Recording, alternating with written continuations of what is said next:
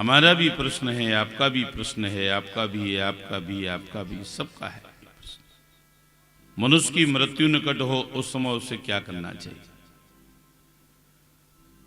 कहते हैं कि देखो, सतयुग में मनुष्य की उम्र कितनी होती थी? सतयुग में मनुष्य की उम्र होती थी 1,00,000 वर्ष। 1,00,000 वर्ष जब उम्र होती थी तो हजारों वर्ष तपस्या करनी पड़ती थी, तब कहीं मोक्ष मिलता था। सतयुग से जब त्रेता युग आया तो 1,00,000 में से एक बिंदी चली गई। त्रेता युग में मनुष्य की उम्र कितनी हो गई? 1,00,000 में से एक बिंदी गई, 10,000 वर्ष। फिर भी हजारों वर्ष तपस्या करनी पड़ी, तब कहीं मोक्ष मिला। त्रेता युग से जब द्वापर युग आया तो 10,000 में से एक बिंदी फिर चली गई।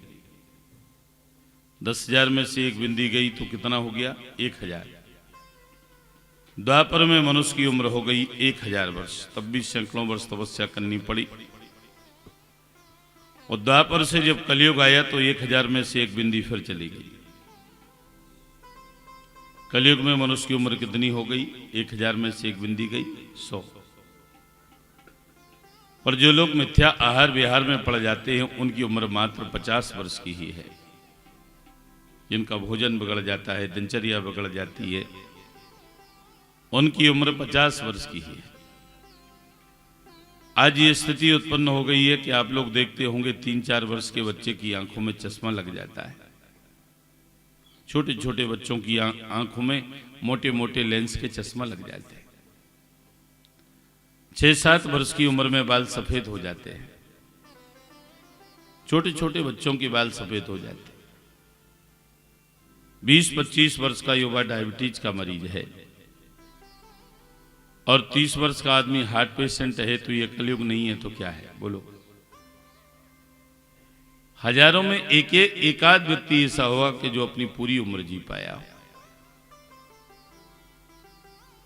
मरणासन्न व्यक्ति को बस एक ही काम करना चाहिए। पहले प्रश्न का उत्तर सुखदेव जी महाराज देते हैं, कहते हैं, तस्माद् भारत सर्वात्मा भगवानीश्वरो हरि